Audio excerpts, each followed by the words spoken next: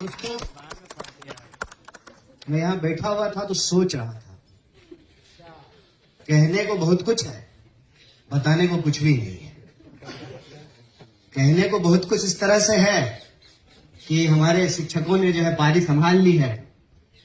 तो एक बात तो सुचिता ने कह दी कि ये अपना आंदोलन तो बता रहे हैं, अपने खिलाफ होने वाला आंदोलन नहीं बता रहे। लेकिन खासियत यही है जेल की, इसीलिए हम आपके बीच आए हैं। आपको कुछ बताने नहीं आए, आप हमसे ज्यादा समझदार हैं और हमको भी आपकी उम्र में लगती थी कि हमको दुनिया की सबसे ज्यादा समझ है और आपको भी लगनी चाहिए कि हम ज्यादा समझते हैं। हम बस इस सॉलिडेरिटी मीटिंग में इसलिए आए हैं कि हमारे लिए कोई करके गया और आप अपनी आने वाली पीढ़ी के लिए कर रहे हैं। जेएनयू एक सिलसिला है। अगर हम समझते हैं कि जेएनयू एक विश्वविद्यालय है तो शायद हम जेएनयू को नहीं समझ पा रहे। जेएनयू एक स्पिरिट है। जेएनयू नाउम्मीदी के इस दौर में एक उम्मीद है, इसलिए हम आपके बीच में और इसमें कोई दो राय नहीं है कि आप जीत जाएंगे। ये जो चारों ऑफिस बेनर हैं हमारे कॉमरेड, आप जीतेंगे। आप नहीं जीतेंगे, फिर जेएनयू जीतेगा। बस मैं आपसे दो तीन बात कहूंगा। पहला तो ये कि अभी कॉमरेड रोहित ने रजत दत्ता को याद किया। हम लोग यूनिवर्सिटी हड़ताल किए थे और ये जो जेएनयू एडमिन के सामने टी पॉइंट है, वहां पे हमने उनकी गाड़ी रोक दी। सर दोपहरी में जो है जा रहे थे, मस्ट भी डायबिटीज पेशेंट रहे होंगे। बहुत तेज उनको गुस्सा आया। बोले तुम लोग यूनिवर्सिटी क्यों बंद किए हो? बोले कि अपने अधिकार के लिए बंद किए हैं, पूरे एटीट्यूड में। बोले कि क्या क्या नाम है? बोले शौक से लिख लीजिए। वो सीधा वाइस चांसलर के पास गए, बाय नेम कंप्लेन कर दिया। सब जो है संगठन से दो लोगों को फाइन हो गया। देखिए, समझदार वाइस चांसलर और मूर्ख वाइस चांसलर में क्या फर्क होता है, ये हम आपको बताते हैं। समझदार वाइस चांसलर जो है वो ये जानता है कि किसी भी स्थिति में भद हमारी पिटनी है, तो इज्जत बचा लेते हैं। उस वक्त के वाइस चांसलर बहुत समझदार थे। शिक्षक को समझाया, कंप्लेन किया, फाइन किया और जब एडमिशन लेने के लिए दोबारा रजिस्ट्रेशन के लिए गए तो एडमिशन बोला कि फाइन दो। बोले फाइन तो नहीं देंगे, माफी मांग लेंगे। तो बताइए सावरकर और भगत सिंह में क्या फर्क रहेगा?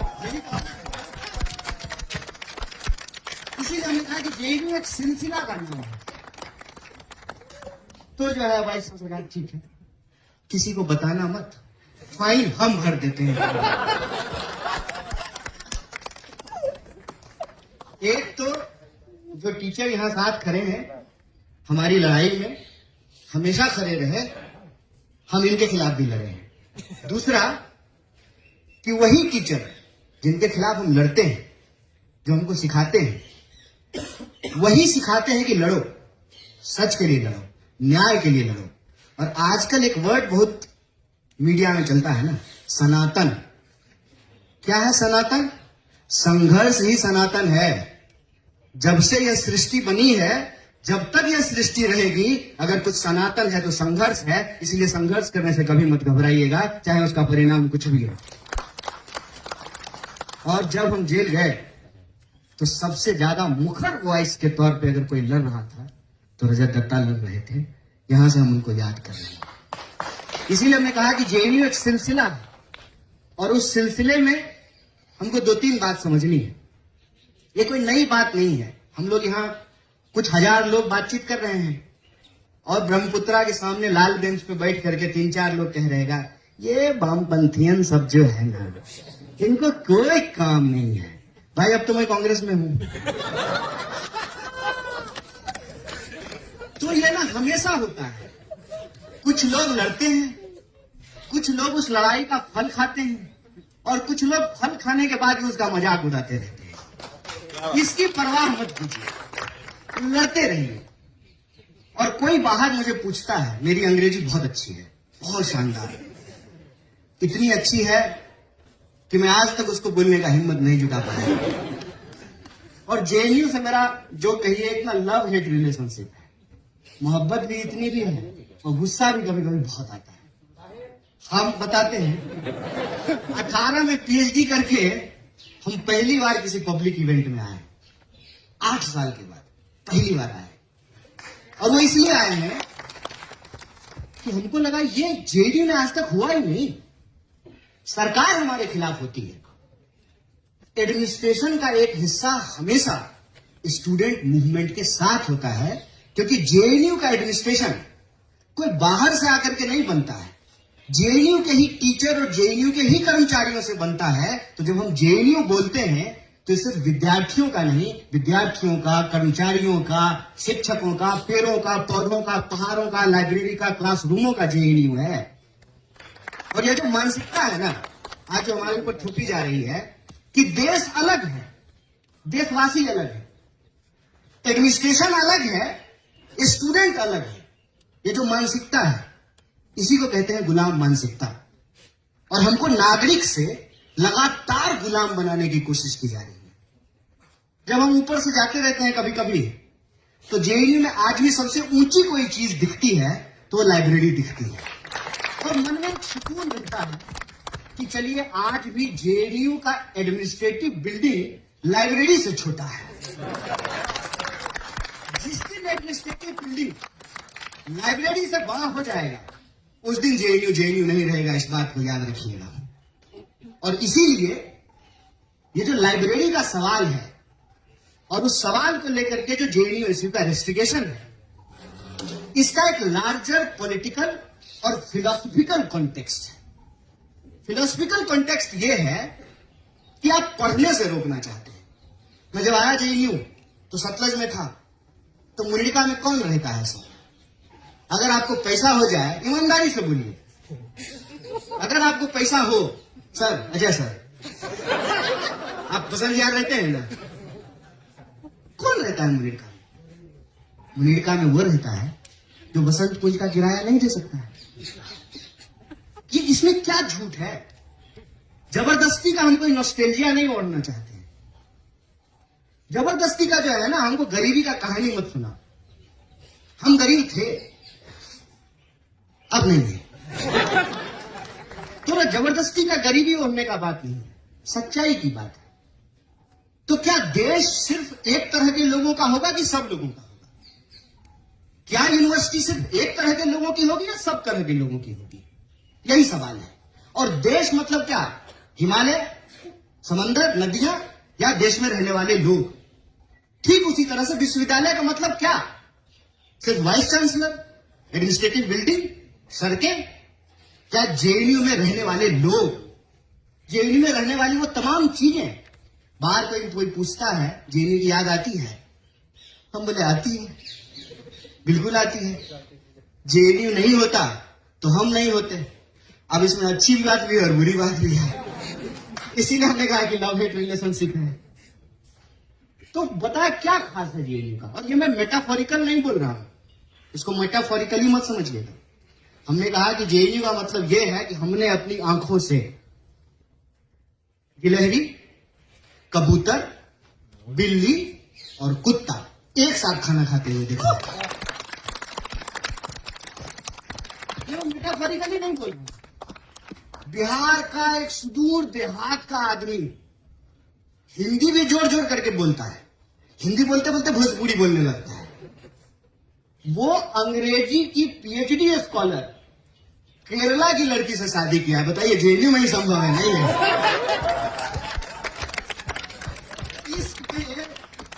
इश्क पे मैम ने कहा कविता कही, ये इश्क जो है आपके होने का, आपके बीइंग का, आपके वजूद का, कि तुम ही तुम नहीं हो, हम भी हैं। देश प्रधानमंत्री नहीं होता है, सिर्फ प्रधानमंत्री नहीं होता, हम भी हैं। विश्वविद्यालय सिर्फ वाइस चांसलर नहीं होता है, हम भी हैं। और क्या मांग रहे हैं? पढ़ने के लिए जा रहे हैं। कौन जाता है? पिटते हैं सारे लोग, आप में से सारे लोग पिटे होंगे पढ़ने के लिए। कौन पढ़ना चाहता है? किसको पढ़ने में मजा आता है? खेलने में मजा आता है, सिनेमा देखने में मजा आता है, रील देखने में मजा आता है, रील बनाने में मजा आता है, पढ़ने में किसको मजा आता है? ये सारे टीचर यहाँ बैठे हुए हैं। सर, हम लोग तो खूब इनकलाब जिंदाबाद करते थे और कई बार समय पे असाइनमेंट तो नहीं जमा करते थे। और ये जो रेस्टिगेट हुए हैं, ये किसी एवरेज स्टूडेंट से कम ही लाइब्रेरी जा पाते होंगे बेचारे। ये तो दूसरे के अधिकार के लिए रेस्टिगेट हुआ।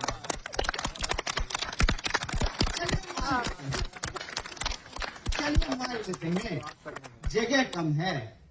अरे तो मई की दोपहरी में, जेठ की दोपहरी में ज्यादा से ज्यादा क्या करेगा? भात खा लिया है तो सो जाएगा लाइब्रेरी में, नाच बजाने लगेगा, बगल वाला उठा देगा, ए भाई आवाज कर रहे हैं, और क्या ले लेगा? मुनीरका में कौन लोग रहता है? ये हमेशा से हम सुने हैं, इसीलिए बात हम बोल रहे हैं। एक पीछे किसी चाय की दुकान पे, लाइब्रेरी कैंटीन में, कहीं किसी हॉस्टल के सामने बैठ करके, ताप्ती के सामने, कहीं 5 लोग, क्या हो रहा है? अरे आए हैं कुछ लोग नेतागिरी छाटने, इनको कोई काम है क्या? और उनको बड़ा काम है, यहाँ से निकल करके पता नहीं क्या कर लिए हैं। हम सबको देख रहे हैं, सबको देख रहे हैं, ठीक है? तो ये हमेशा से बोलते हैं। वो क्या करते, मैं सपने रहता था, लोग पानी का ठंडा बोतल सब भर करके लेके चले जाते। कुछ लोग गेट पे खड़ा हो जाता था, हटाओ निकालो पानी, तुम पानी पी जाओगे तो हम क्या पिएंगे? अरे तो तुम नहाओगे क्या कूलर के पानी से? एक बोतल कोई पानी भर करके चला गया, क्या बिगड़ जाएगा? ये मानसिकता का सवाल है। और आपने अंग्रेजी में कहा ना फ्यूडलिज्म, तो मत इतना भारी जार्गन तो मैं इस्तेमाल नहीं करता हूं सर। हमको मिल गया, दूसरे को नहीं मिले, ठीक है? और कुछ लोग तो ये जन्म के आधार पे ले लेते हैं। बताइए, देखे एक वीडियो, एक महिला अपना जाति बता रही थी। हमने कहा दोस्त, इसमें तेरा क्या रोल है?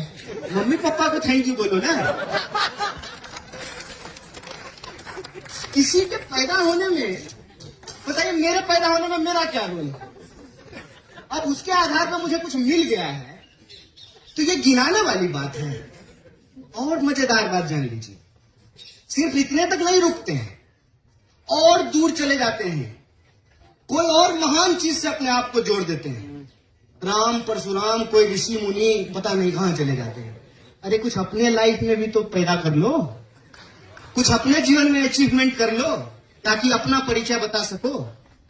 माना कि तुमने मेहनत करके जेईयू में एडमिशन लिया, बहुत धन्यवाद, तुम्हारी काबिलियत, तुम्हारे मेरिट को सैल्यूट। तुम उतना ही मेरिटोरियस है जितना मेरिटोरियस देश के प्रधानमंत्री हैं, माना। और इतना मेरिटोरियस है कि इजराइल के प्रधानमंत्री को इंप्रेस करने के लिए डांस कर रहे हैं।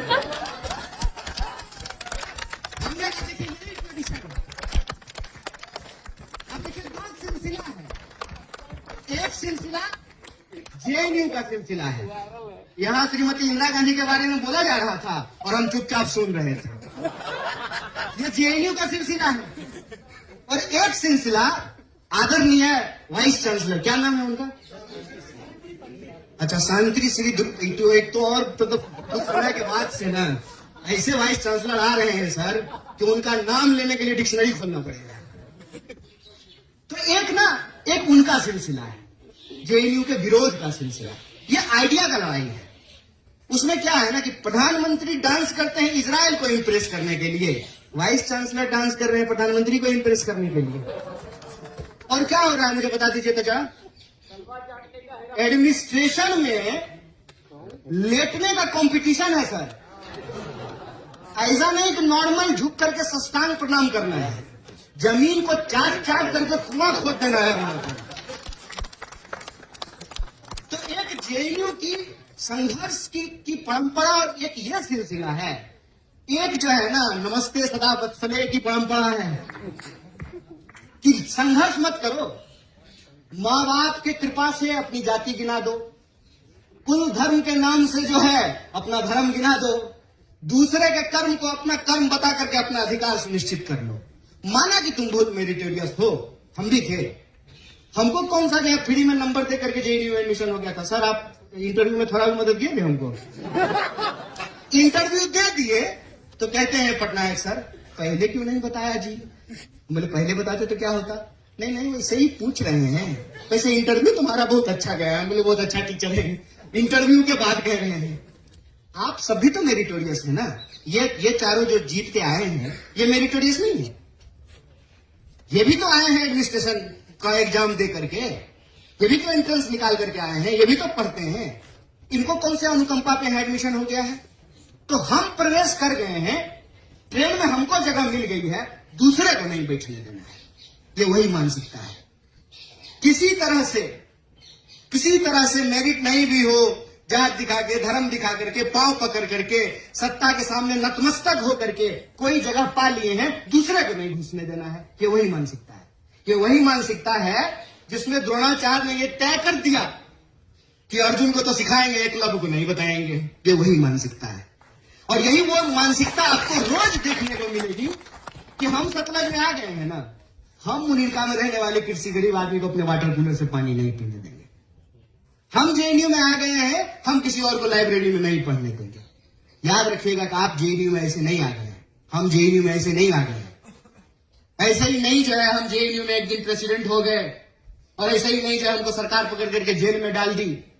हमारे पीछे लोग लड़े थे, इसलिए कन्हैया कुमार बन करके यहां खड़े हैं।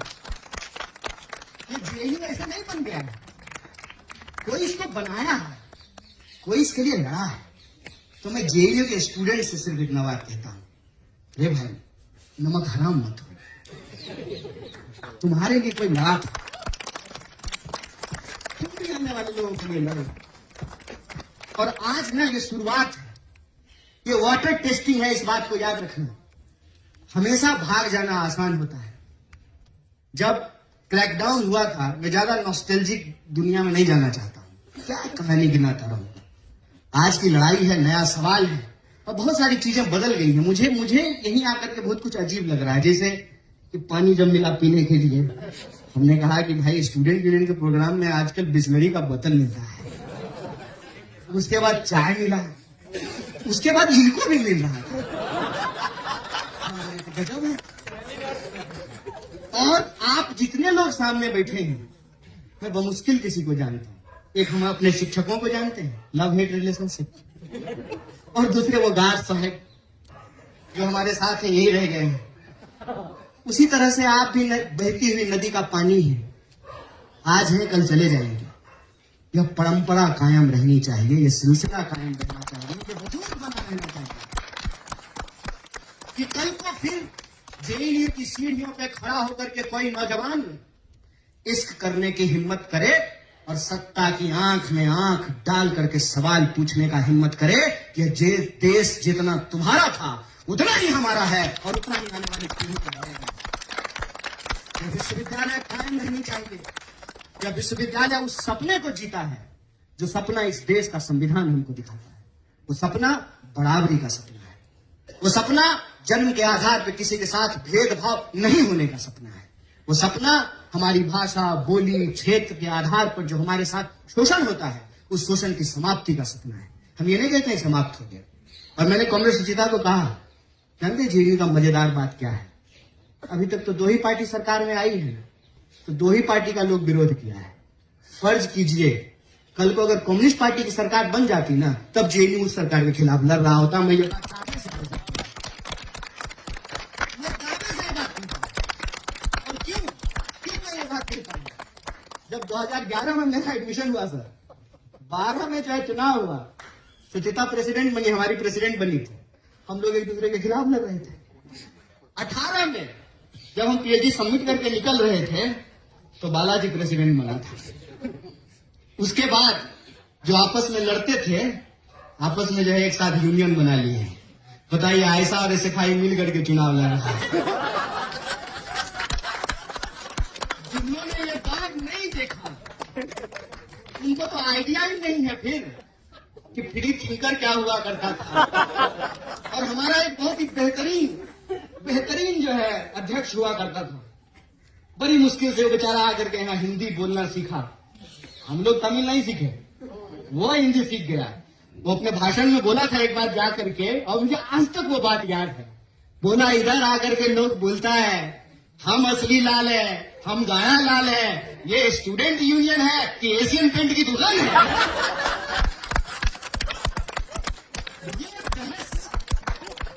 ये बहस हमेशा इस विश्वविद्यालय में रहेगा। और इसीलिए नेहरू की जो प्रतिमा लगी हुई है, उस प्रतिमा के बाहर एक बात लिखी हुई है, क्रिटिकलिटी को प्रोटेक्ट करना, क्रिटिकल अंडरस्टैंडिंग को आगे बढ़ाना ही विश्वविद्यालय का काम है।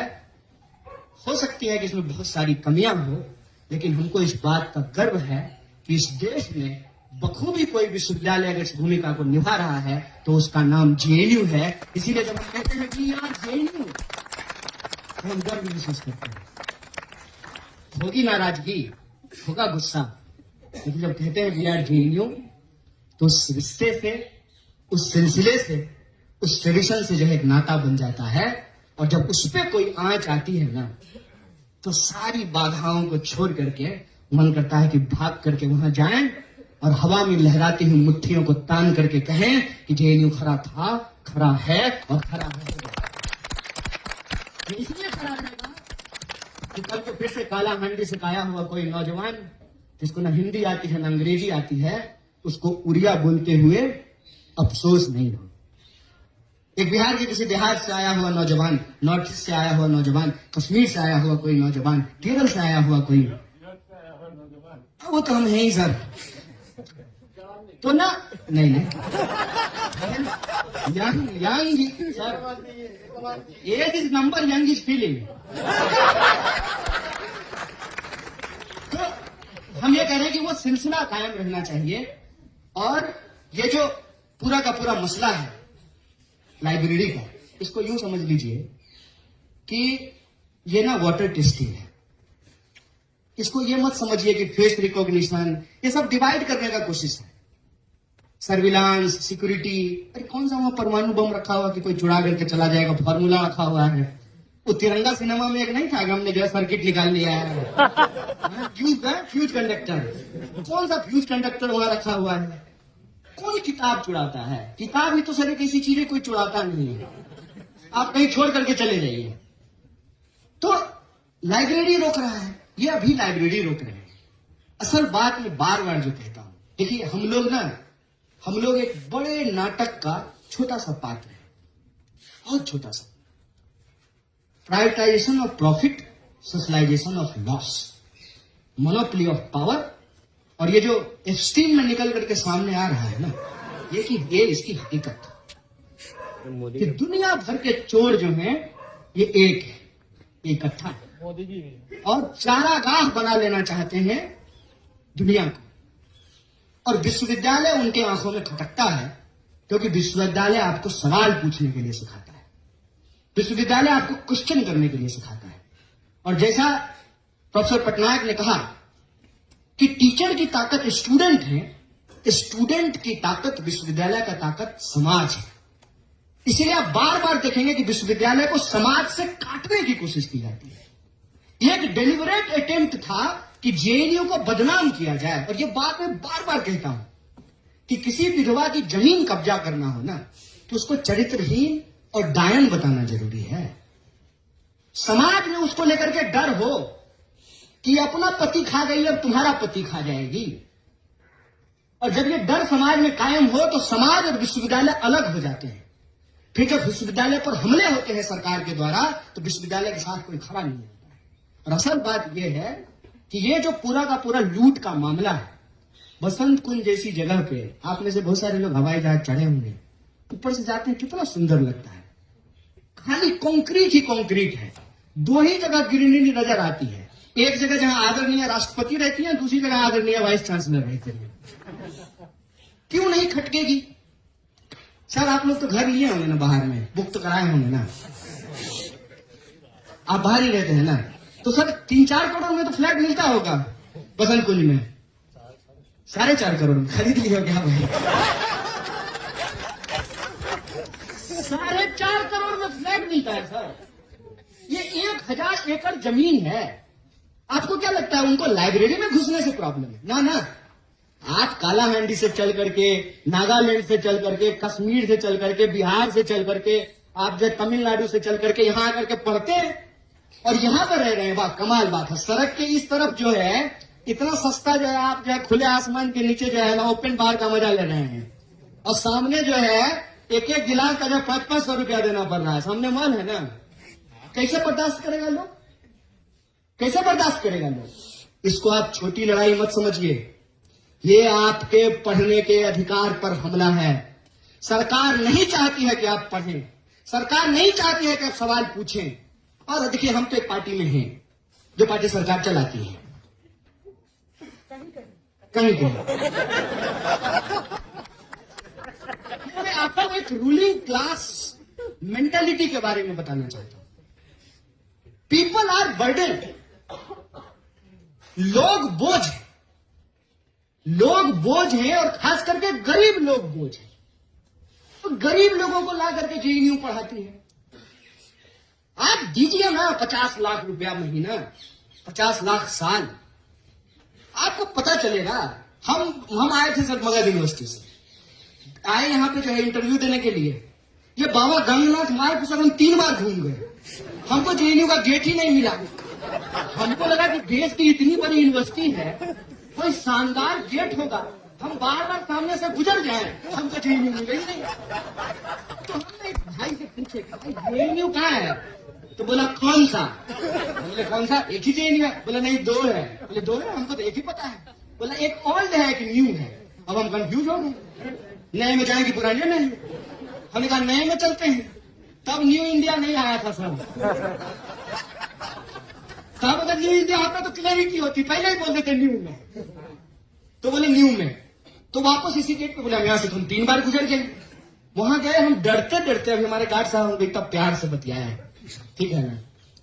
गार्ड के पास हम डरते डरते गए। गरीब आदमी ना पहले से डरा रहता है कि कोई डांट न दे, कोई ह्यूमिलिएट न कर दे, कोई भगा न दे, कोई मुंह पे दरवाजा न बंद कर दे। ये होता है, कॉन्फिडेंस नाम का कोई चीज होता है। एक आध साल यहां रहने के बाद समझ में आया था। तो डरते डरते गार्ड के पास गए कि डांट न दे। हम बोले कि जेएनयू यही है? बोले जी यही है। बोले इतना आदर से बात कर रहा है, ये तो मनुष्य समझ रहा है।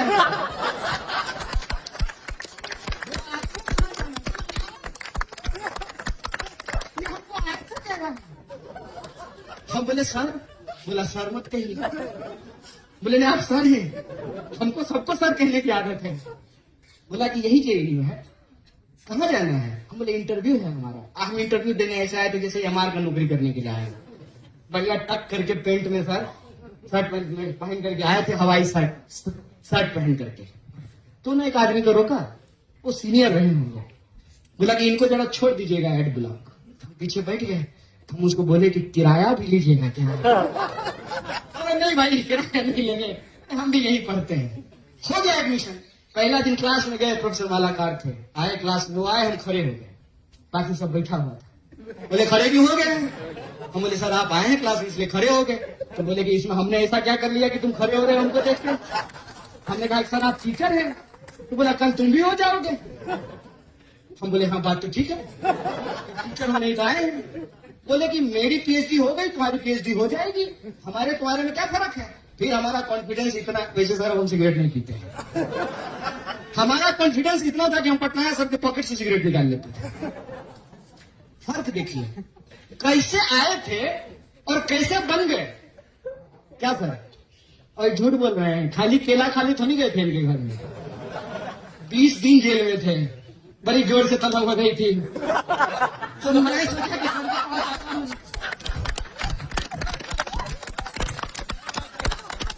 सिगरेट मिलेगा, ये फर्क है। ये मैं अपनी आप बीती आपको बता रहा हूं, और ये मैं पहली बार पब्लिक में बोला हूं। तो और जेल जो है, जेल का मजेदार बात, सब 83 की बात बोल रहे थे।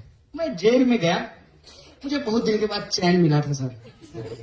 इतना तो कीमत होइए कोई अगर जेल में जाए तो, खुश होइए। पता है क्यों? क्योंकि एक असली बात कोई नहीं बताएगा। इनमें से अगर कोई भी जेल में चला जाए ना, संघर्ष कीजिए लेकिन दुखी मत होइएगा। क्यों? क्योंकि जब आप सुबह 2 बजे अपने स्टूडेंट यूनियन के लीडर को, लीडर तो मत ही बोलिए, बेचारे वर्कर हैं, प्यून है वो आपके, फोन करके जब कहते हैं ना कि हाँ जी रिजर्वेशन काउंटर सुबह कितने बजे खोलेगा, अरे तुम रेलवे इंक्वायरी है, मतलब स्टूडेंट यूनियन का मतलब परमानेंट 24/7 पानी नहीं आ रहा है स्टूडेंट यूनियन को फोन करो। 8 महीने में फोन उठाए आना अगली बार वोट मांगने के लिए। ये जो कॉन्फिडेंस है ना आपका, यही नागरिक होने का बोध है। मैं एक संगठन का प्रभारी हूं सर, जिसका कपड़ा का बैनर का आप बात कर रहे थे, आपके कपड़ा का बैनर सामने लगा हुआ है। समय बदलता है। स्टूडेंट यूनियन का टीचर जब चलता है ना लीडर, तो लगता है कि कोई एमपी जा रहा है। यहां स्टूडेंट यूनियन का लीडर गुजर जाए पता भी नहीं चले कि लीडर है। मैं ऐसे ही एक प्रोटेस्ट में गया था, एक दूसरी यूनिवर्सिटी का प्रेसिडेंट आया और बोला कि ये प्रेसिडेंट है, शकल कैसी लगती है उसकी। मैं सुन लिया उसको, मैं पलट करके बोला भाई संघर्ष करने के लिए लोग चुनते हैं, मॉडलिंग करने के लिए थोड़ी चुनते हैं। आपके नागरिक होने का बोध है ना। मैं सिर्फ जेएनयू के अपने विद्यार्थियों से बात करना चाहता हूं। मुझे कोई हक नहीं कि आपको कुछ बताऊं समझाऊं, बस मैं भी आपकी तरह का भी यहाँ विद्यार्थी था, आपका अनुभव साझा करना। ये तो संघर्ष करने का जिम्मेवारी आप देते हैं। हम लोग कहते थे अक्सर कि student union seat of power नहीं है, सीट ऑफ स्ट्रगल है। अगर आप यहाँ आए तो संघर्ष कीजिए। और ये स्टूडेंट के दिमाग में क्लियर है, तभी तो रात को 2 बजे फोन करते हैं। तो गलती से अगर कोई जेल चला जाए, मैं बता रहा हूं, ये बहुत खुश होंगे। पता है क्यों? सोएंगे बहुत बढ़िया नींद है, कोई फोन नहीं करेगा। पानी नहीं आया है, सतलज में पानी नहीं है, ताप्ती का पानी खत्म हो गया है, रिजर्वेशन काउंटर नहीं खुल रहा है, लाइब्रेरी में कुछ हो गया, फुर्सत मिली, बढ़िया से शांति से जो है पीएचडी लिखेंगे। और आजकल रूमी बहुत मशहूर हो गए हैं, हम भी काफका और रूमी पढ़ेंगे जेल में बैठ करके। क्या जेल जब गए 83 की बात कर रहे थे तो मैं सो करके उठा था, एक आदमी आया और कहता है, और कॉमरेड कैसे हो? हम बोले जेल में।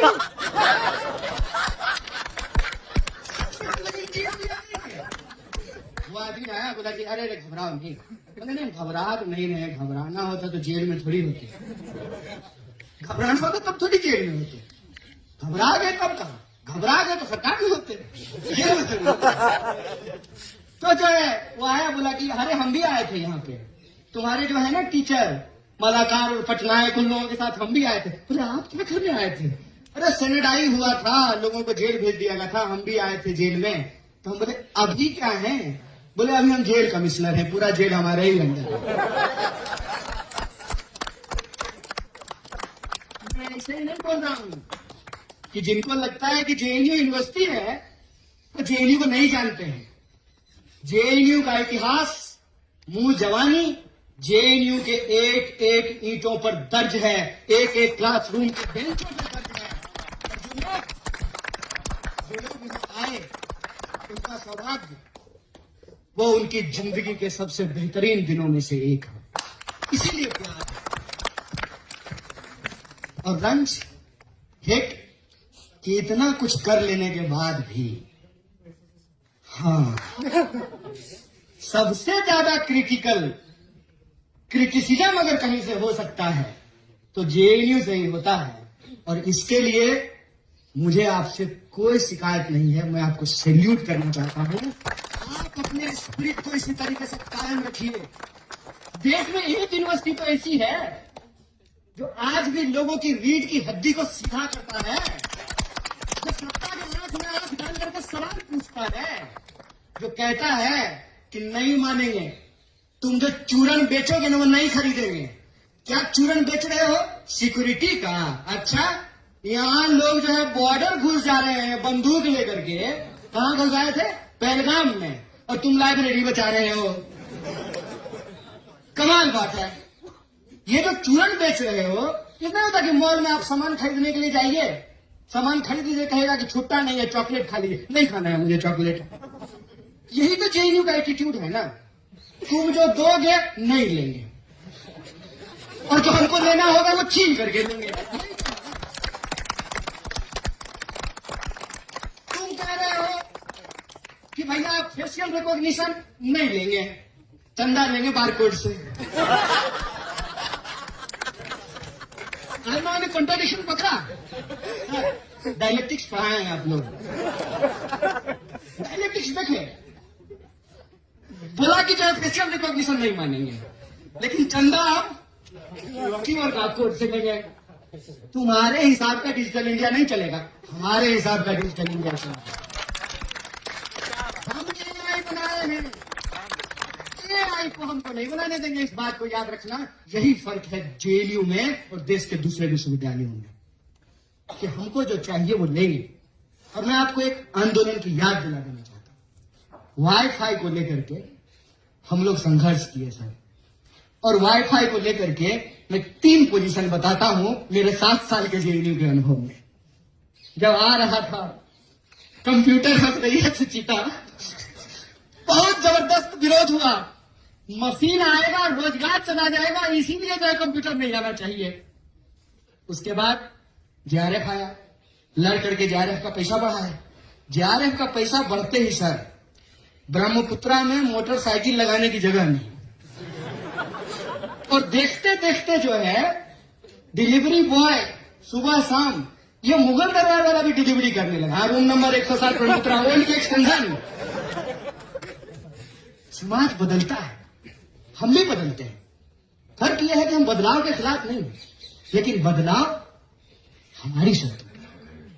हम विकास के खिलाफ नहीं हैं, लेकिन विकास हमारी शर्तों पर। बदलाव के नाम पर तुम अगर मेरे को कुछ थोपना चाहते हो, और यूनिवर्सिटी का जो बुनियादी कैरेक्टर है कि ये एक्सक्लूजनरी नहीं होगा, इंक्लूसिव होगा। बताइए अगर ऐसी यूनिवर्सिटी होती कि बंबू गेट लगा होता, जैसे टोल गेट पे लगा होता है, तब तो हम नहीं देख पाते इंटरव्यू। हमको गेट ही नहीं मिल रहा था, और गेट पे अगर गलती से पहुंच भी जाते, गार्ड जोर से हक कर देते तो लौट के चले जाते, कौन पढ़ेगा। हम BHU में मेरा एडमिशन हुआ, मैं आपको बता देता हूं, BHU में मेरा एडमिशन हुआ, हम BHU में एडमिशन ही नहीं लिए। इतना भव्य विश्वविद्यालय था ना सर, हमको लगा इतना दूर घर से यहां रहेंगे कैसे। इतना भव्य, भव्यता से दिक्कत नहीं है, बनाइए ना भव्य। इस लाइब्रेरी को इतना और ऊंचा बना दीजिए, या इतनी ही एक और बिल्डिंग कोशिश कर दीजिए। अरे आपसे ज्यादा तो मिडिवल टाइम का शासक लोग ज्यादा समझदार था। एक कुतुब मीनार बना लिया था, उसके बगल में दूसरा कुतुब मीनार बनाने का कोशिश कर रहा है कि नहीं। इतने साल के बाद सर 70 में यूनिवर्सिटी बनी, 69 में, तब से लेकर के अब तक एक और बिल्डिंग बना लीजिए ना बगल में, और देख लीजिए जो बैठने की जगह की कोई कमी नहीं होगी। कौन कहता है कि हम बदलाव के खिलाफ हैं? बदलाव के खिलाफ कोई हो सकता है? कोई नहीं हो सकता है। कौन विकास के खिलाफ है? नहीं है। लेकिन आप बदलाव किसकी शर्तों पे करना चाहते हैं? यूनिवर्सिटी का बेसिक कैरेक्टर क्या है? यूनिवर्सिटी का बेसिक कैरेक्टर अगर इंक्लूसिव है तो हम बदलाव के खिलाफ नहीं। यूनिवर्सिटी का बेसिक कैरेक्टर अगर एक्सक्लूसिव है तब हम बदलाव के खिलाफ होंगे, क्योंकि वो बदलाव हमारे लिए नहीं है। वो बदलाव फिर प्रधानमंत्री का विकास मतलब देश का विकास ना भैया। प्रधानमंत्री का विकास मतलब देश का विकास नहीं होता है। प्रधानमंत्री के चढ़ने के लिए 8,500 करोड़ का हवाई जहाज है, इसका मतलब इस देश के तमाम लोगों के चढ़ने के लिए 8,500 करोड़ का हवाई जहाज नहीं है। रेलवे में लोगों को टिकट नहीं मिलता है, भूख से लोग मर रहे हैं, सांप काटने से लोग मर जा रहे हैं, और 5 ट्रिलियन की इकोनॉमी बनी है। यहां बैठे हुए इकोनॉमिस्ट इतने बड़े रोहित दलाल, 5 ट्रिलियन की इकोनॉमी है। अब 5 किलो अनाज लेने के लिए 80 करोड़ लाइन में लगे हुए हैं। बताइए देश इतना मजबूत हो गया कि 80 करोड़ लोग कौन है जो 5 किलो अनाज लेने के लिए लाइनों में लगे हुए हैं। सर तुम कहते हो, ये आखिरी बात में बोल रहा हूं, तुम कहते हो कि JNU धर्मशाला बनाते हैं। मेरा एक जिगरी संगी दोस्त है, ये कंफ्यूज मत होना भाई। विचारधारा के आधार पर संबंध नहीं बनते हैं, विचारधारा रहते हैं, विरोध भी रहता है, सहमति रहती है, और सहमति रहती है। ये क्या लगता है ये लोग आपस में नहीं लड़े हैं? खूब लड़े हैं। और आप लोग आपस में नहीं लड़ेंगे, लड़ेंगे। सह अस्तित्व में जीवन है। तो मेरा एक संगी दोस्त था, उससे मुझे बहस करने में बहुत मजा आता है। तो सतलज गेट पे जो खा करके हम लोग स्पेशल डिनर के पास आ जाते थे, एकदम टहलते टहलते। बहुत समय था ना, उस समय इंस्टाग्राम था नहीं और रील बनाने आता नहीं था, और वाईफाई भी नहीं था सर्वस्तरी में। और वाईफाई को लेकर के जो है तो संघर्ष भी नहीं हुआ था, तो कंप्यूटर का विरोध हो रहा था। बाद में वाईफाई फ्री हो गया, सब लोग अपना लैपटॉप खरीद लिए, JRF मिल गया, बाइक खरीद लिए, आजकल अपने कमरों में रहते हैं। हेलो सर चैट पे ही होता है। सतलज से ब्रह्मपुत्रा जब गए तो चाय जाना है यादव जी की दुकान पे पीने के लिए, तो फेसबुक पे इनबॉक्स करता था, चाय पीने चलोगे? बोले इतने में तो खटखटा के कह दोगे ना बगल वाले कमरे में, चैट पे बोलने का क्या जरूरत है। आजकल पर्चा भी सर व्हाट्सएप पे लिखा जाता होगा, आई गेस। प्रेसिडेंट बताएंगे, क्या है ना? बहुत अच्छी बात है। तो संघी मेरा जिगरी दोस्त है। संघी जिगरी दोस्त कहता था तुम लोग बहुत खराब लोग हो। हमने क्या? तुम लोग वामपंथी लोगों का यही प्रॉब्लम है। तो क्या प्रॉब्लम है? कि बाहर के लोग आकर के जो यहाँ पानी ले जा रहे हैं और तुम उनको बढ़ावा दे रहे हो। जेयू धर्मशाला है क्या? हम बोले 5 मिनट पहले तुम हमको विधर्मी कह रहे थे। 5 मिनट पहले तुम हमको विधर्मी कह रहे थे और 5 मिनट बाद तुम हमको कह रहे हो जेयू धर्मशाला है। दोनों में से एक बात बोलो ना। या तो धर्म मानते हैं, धार्मिक लोग जो है रहते हैं जेएनयू में, या धर्म विरोधी लोग रहते हैं। भाई ये जेएनयू में पढ़ने वाले, ये जेएनयू एसयू, ये लोगों के पढ़ने के अधिकारों के लिए लड़ रहा है और तुम लोग कहते हो जेएनयू एसयू अयाशी करता है। दोनों में से कोई एक ही बात होगा ना। और एक बात यह है कि तुमको सबको नहीं देना है और जेएनयू को ना इसकी जितनी ताकत और जितनी कुवत है ना ये सबको देना चाहता है। इसीलिए जब हम कहते हैं वी आर जेएनयू तो हम सबका जेएनयू है। और जब जेएनयू में कोई सवाल होता है, जेएनयू के ऊपर कोई हमला होता है, तो हम अपनी विचारधारा, अपनी पहचान, अपना संगठन, उन तमाम चीजों को छोड़ करके इकट्ठा हो जाते हैं। यही जेएनयू की ताकत है। और आज भी हम इस बात के लिए खड़े हैं कि जेएनयू को बचाना मतलब उस सपने को बचाना कि यह देश हम सबका है। देश का मतलब देश के 140 करोड़ लोग होते हैं और भारत माता का मतलब भारत में रहने वाले लोग होते हैं। विश्वविद्यालय का मतलब विश्वविद्यालय में रहने वाले लोग होते हैं, चाहे वो स्टूडेंट हो, कर्मचारी हो, टीचर हो, नदी हो, पहाड़ हो, पेड़ हो, क्लासरूम हो, उससे विश्वविद्यालय बनता है। ये हम सबको बचाने की लड़ाई है। इसमें आप पूरी ताकत से लड़िए, हम भी पूरी ताकत से कंधा मिला करके आपके साथ खड़े रहेंगे। हम बात को याद रखिएगा। मैं खास करके अपने चारों ऑफिस बेरर को कहना चाहता हूँ और आप सबके बिहाफ पे कह देता हूँ, और मैं जेएनयू प्रेसिडेंट्स के बिहाफ पे कहता हूं करंट जेएनयू एसयू को, ये सीट ऑफ स्ट्रगल है और आप 4 लोग नहीं हैं। जब क्रैकडाउन हुआ 2016 में, अफरा तफरी मच गई, हर गेट पे पुलिस खड़ी थी। तो एक हमारे टीचर यही पढ़ाते हैं ट्रिपल एस में, सिगरेट पी रहे थे। क्या हाल है? तो ठीक है सर, पिलाइए। क्या सोच रहे हैं? बोले सर समझ में नहीं आ रहा है, बड़ा माहौल खराब है। एक फोन काटते हैं दूसरा फोन आ जाता है। अभी यहीं पे जो दिल्ली पुलिस के भी स्टाफ घूम रहे थे, नाम नहीं लेंगे, नौकरी चली जाएगी। तो हम पूछे क्या माहौल है? बोला सर माहौल तो बहुत खराब है, हर तरफ से लोग जमा है, कभी भी हमला हो सकता है। हम बोले सर पता नहीं क्या करें। बोले सुनो, यही शब्द था उनका और यही मैं आपके सामने दोहरा रहा हूं। सुनो, ये मत सोचना कि तुमको 1000 लोगों ने वोट दिया है, ये मत सोचना कि तुम्हारे संगठन में 10-15 लोग हैं, ये मत सोचना।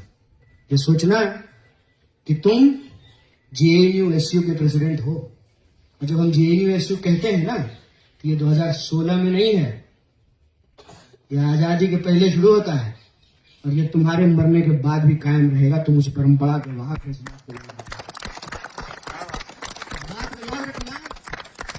तुम सिर्फ 1000 स्टूडेंट के प्रेसिडेंट नहीं हो, तुम 8000 स्टूडेंट के प्रेसिडेंट हो, चाहे वो एबीवीपी से जुड़ा हुआ क्यों नहीं है, चाहे वो तुमको वोट दिया या नहीं दिया, तुम पूरी यूनिवर्सिटी के प्रेसिडेंट हो। और तुम अगर भागे तो पूरा का पूरा यूनिवर्सिटी डिमोरलाइज होगा। तुम्हारे कंधे के ऊपर अब ये जिम्मेवारी है कि उस विरासत को, उस परंपरा को, उस सिलसिला को कायम रखो जिसको हम जेएनयू एसयू कहते हैं। तो आप 4 लोग नहीं हैं, आप जेएनयू एसयू हैं। और इस वाइस चांसलर को ये कहना चाहते हैं कि आप यहां से पढ़ी हैं। अब सोच की बात है, अगर जगदेश कुमार था तो कहते हैं ना कि गालिब दिल को बहलाने को ख्याल अच्छा था, कहते थे बाहर का आदमी है। आप तो यहां से पढ़ी है मैडम, आपको मालूम नहीं है कि जेएनयू क्या है? ये आपको क्या लगता है एक संगठन के लोग हैं? और ये बात क्या सिर्फ ट्रिपल एस की सीढ़ियों तक रहने वाली है? आज यहां से हम आपको ऐलान करते हैं कि अगर आप जेएनयू को बहाल नहीं करेंगे, पूरे के पूरे जेएनयू की विरासत के बिहाफ पे ये बात कहते हैं। जो यूनिवर्सिटी आज यहाँ पढ़ रहे बच्चे के साथ बनता है और जो लोग पढ़ के जा चुके हैं उनके बिहाफ पे कहते हैं आपको मुंह की खानी पड़ेगी, आपको जेएनयू को बहाल करना